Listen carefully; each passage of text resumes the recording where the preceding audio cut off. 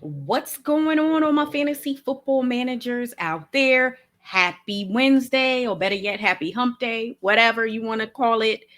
It's Waiver Wire Queen. Today, we are going to talk about some players that have disappointed you to start the season. You got a player who's on the end of your bench or on IR, or better yet, on waivers because you don't have enough slots to keep that player on your team because you are struggling and you are trying to still at least be competitive. And then you drafted these players high as hell, or with the expectation that they was going to help you compete at a high level every week and possibly win your league. Well, we're going to talk about these players that have disappointed the first 8 weeks of the fantasy football season. Let's get right into it, y'all. So, the first player on this list is no other than CMC. That's right. CMC is on this list. The only reason I have him on this list is because of injuries. Again, he is on IR. I don't know why they didn't just do that in the first place.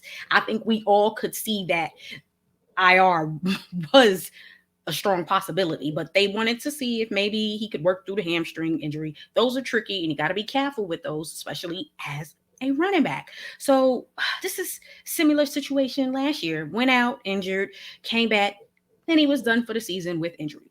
Now let's be real. If you have CMC on your team, you can't afford to be just dropping him. Okay, but when you're desperate, you never know what you're going to do out here in these fantasy football streets. But having CMC on your team means you had most likely the number one pick in the draft. CMC is an RB1. He's always one of the first few players, if not the first player off the board in most fantasy football drafts. So when you don't have that type of production, it'll damn near destroy your season immediately. What I always recommend for players, for managers to do when they draft CMC is to make sure that you draft his backup. I always say the same thing with Dalvin Cook and Saquon Barkley because these guys tend to be out with injuries, and you can't afford to draft one of these guys early on in the first round and then have them out for multiple games because it'll cost you your season, especially if you just don't have the other roster players to help you pretty much compete at a high level. So if CMC played the first two games, obviously almost had 30 points, fantasy points in both of those games. Third game, injured fairly early in that game. For the season, he has over 200 rushing yards, 16 receptions, over 160 receiving yards, which is obviously his bread and butter. Great PPR running back, the best PPR running back. I'll say that. However, this type of production isn't available to you. So you most likely are up at night losing sleep, stressed the hell out because you invested a high draft pick in CMC and he's not on your team. Now, if you are in a 4 or 6, 8 team league, then it's probably not going to affect you. But if you are in a deep league, this is disappointing because yes, return from injury, right? So you're expecting like, okay, this season it's going to be different. It's going to be different. Hell no, it ain't different. This is another disappointing year. And with the hamstring injury, you don't know when he's going to return. He's on IR. You don't know when he's going to return. They said most likely a minimum of 3 games, right? Okay, well, remember, he didn't immediately go on IR. He was out a few weeks. Now he's on IR. And it's looking like last season when he was out, came back, didn't come back. Is he going to come back this year? We don't know that. Can you afford to wait for CMC as a manager who may be struggling because you didn't draft his replacement, or you don't have the other running backs, or you don't have a top 5 player on your team to help carry your team?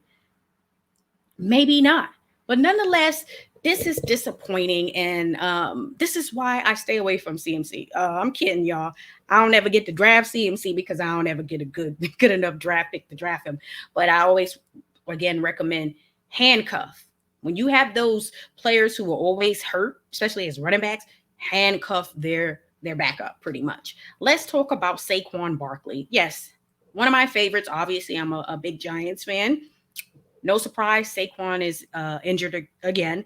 Now, obviously the expectation to start the season was he wasn't going to be that good because he was going to be working his way back into shape and getting more comfortable on that surgically repaired knee. Boom, ankle injury. Pretty much ankle swollen. I've been there before. Ankle injuries linger for an extended period of time. Hell, ankle injuries can linger for years. Okay, so he's injured on IR, right? He's out. You drafted him as a RB7, right? I said don't do the RB7. Don't draft Saquon in the first round if you do not have a good enough replacement for him who's going to give you that old Saquon production, because you're gonna destroy your season before you even have a chance to play the season. So taking a chance on Saquon in the first round really hurt your team, especially if you don't have any other good running backs to help you out. So you're an RB7, but right now you're RB32. Hell, you're not even available. He had 195 rushing yards, 2 touchdowns, 14 receptions, over 130 receiving yards, and 1 touchdown. Decent numbers for a running back who's constantly injured, and the expectation was they were going to be taking it slow, working him back in. Didn't expect these numbers, even though these numbers are not as great as what we may be used to receiving from Saquon. But hell, it's a disappointment because once again, people took a chance on him and he's not available. I always say the most important thing is availability. I don't care if you are a top 5 running back, you average 25, 30 fantasy points per week. If you are rarely available, then you're no good to my team. So it's disappointing. How many had high expectations for Saquon this year? I didn't have as high expectations for him, but if you did take a gamble and draft him in that first round, then this probably has hurt your team significantly. And his backup is really not as good as some of these other backups to help your team. So you most likely were not looking to draft Booker as your backup. But nonetheless, another disappointing season so far for Saquon. If he can return, maybe he'll get it together. But I don't know. That ankle injury to me is serious because it can linger with a lot of different things that he has to do out there on the field. Let's talk about Mike Davis. Now, how many of y'all, and raise your hand if you had Mike Davis as a RB2 or maybe a flex for fantasy? Raise your hand, because I'm not going to raise my hand because I did not think he was going to be RB1, RB2. No. Okay. I watched someone drop him and then someone spent all of their fantasy bucks. We're talking about over $150 to pick up Mike Davis before the season started. Then I watched him traded in some leagues where number 1 draft picks were included. And I'm like, where they do that at? Is somebody hiding the information from me on Mike Davis? I'm missing something here. Okay. Let's be real. Patterson is the number 1. And right now, Patterson is playing like he's the best offensive player outside of Pitts on the Falcons. Okay, so I was not surprised by this, but based on where a lot of people projected him and drafted him, it's sad. RB21 being drafted, and he's playing like an RB 38. And I won't even say that. I would say more of a player who's on your bench or even on waivers in some leagues, because there are better options than him. Hell, if you got Patterson, that's the only option, because Patterson has taken that starting job and he's run with it. So if you have Patterson, great. If you got Mike Davis, not so great. And I know you are disappointed because you had these high expectations, because let's be real, when he filled in for CMC, he was out there playing his tail off and he got that contract with the Falcons. However, no. He has not lived up to those expectations that most people had who drafted him. He has over 200 rushing yards, a touchdown, 18 receptions, 80 yards, 88 yards, but that is still not good enough compared to where you drafted him and what expectations you had of him. Because think about it, when you think about the numbers that CMC have, and not to compare him to CMC, but CMC had over a certain amount of numbers. However, that was through 2 games. We're talking about 7, 8 games with Mike Davis. So that should tell you what you need to do and all you need to know. This is one of the most disappointing disappointments this season because the opportunity was there for him. However, he's not going to get that opportunity back unless something was to happen, which I don't expect. I expect Patterson to keep that job and keep on doing the damn thing because he looks impressive out there. He's killing it. Mike Davis, woo! If you drafted Mike Davis, bless your heart, Let's talk about J.D. McKissic. I've been talking all season about J.D. McKissic, all off season, all preseason. Yes, he's going to have another great season. They're going to definitely utilize him in PPR leagues. He is a great PPR back. What is Washington football team doing out there? Have they started to wake up, though? Because he's starting to see more playing time. But is that due to Gibson being hurt or fumbling the ball a bit? Because you will lose your time slowly but surely and then your job if you continue to fumble the football. Okay, but the thing is with CMC, got him on my brain. Maybe he's going to come back soon, y'all. Keep that in mind. But with McKissic, the biggest thing is, people expected him to build on last season, and not so in the running game, but definitely as the passing back. Receiving back, because you got to think like, okay, a lot of times Washington football team is down. This would help Taylor Heineke a bit, but no, nonetheless, nothing early on the season, but the last 2 games he has played much better, but he is seeing over 60% of the snaps, which says a lot about what's going on with Gibson, whether that is he is slowly but surely in the doghouse through the fumbles or he's hurt. And when you got a running back like Gibson who has been hurt a lot last season, you utilize his backup a bit. McKissic has showed that he can be an asset in the receiving game and the running game. So Washington football team is being a Washington football team. Don't know what they're doing, but hopefully they are getting it right. But thus far, if you drafted McKissic, you've been disappointed. I'm seeing him on waivers, but I'm seeing some people just trying to pick him up. With him, I actually still kept him on my team.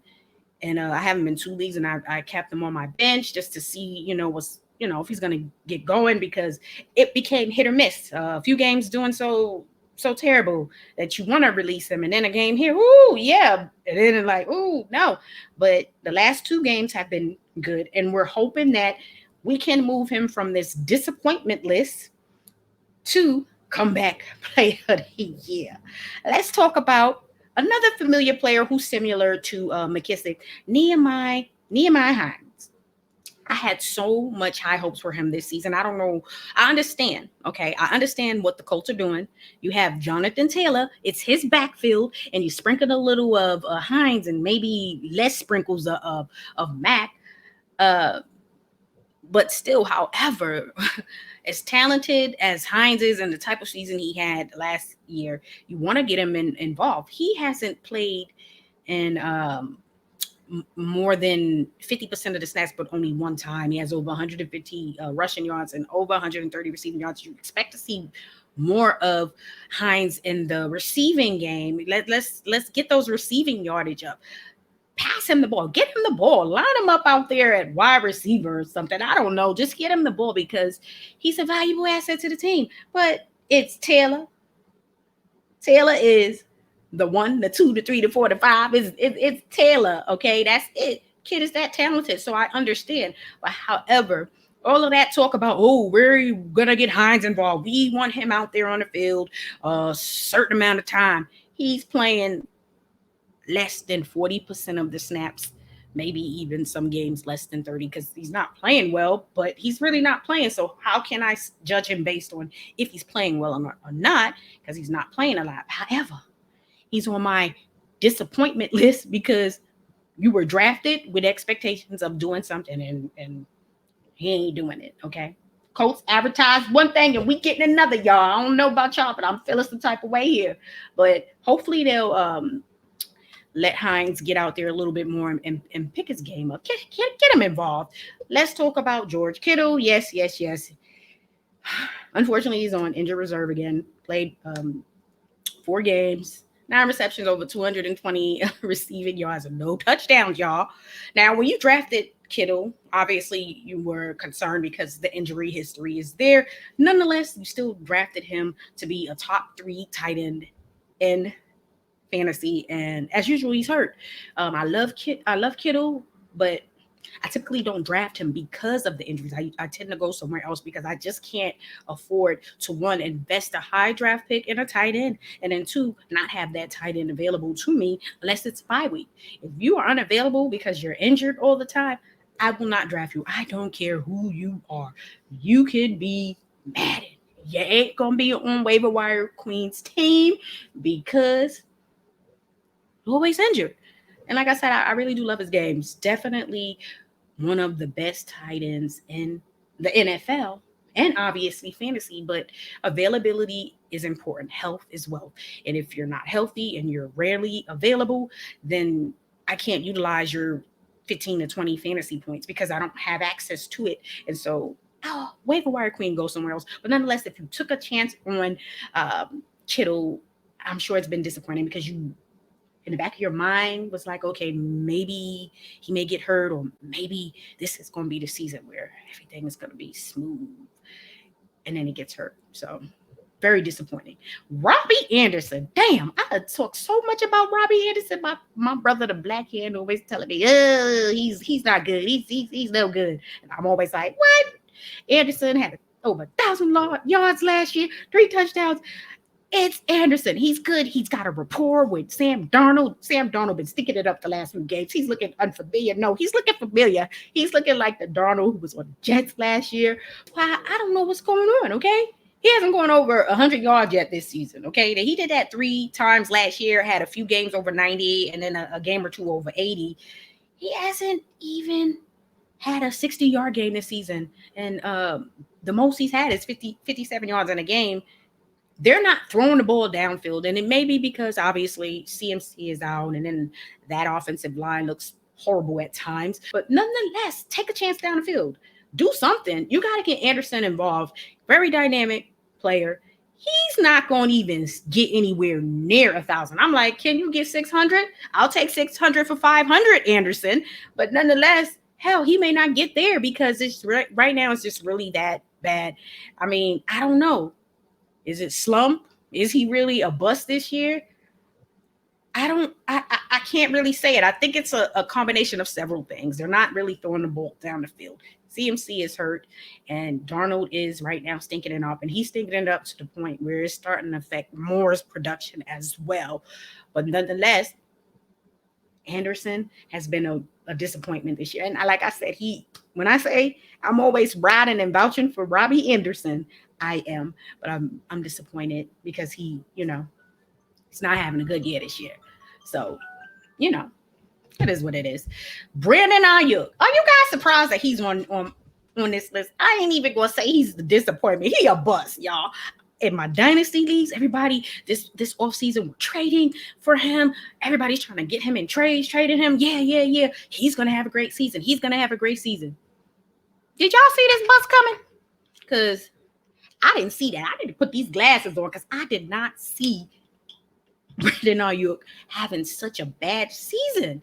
He's appeared in 6 games, only 18 targets, only 9 receptions and a touchdown. Last season, he had over 700 receiving yards and 5 touchdowns. 5.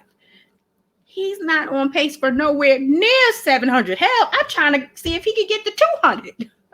I don't know. But by far, this is one of the biggest busts this year in fantasy.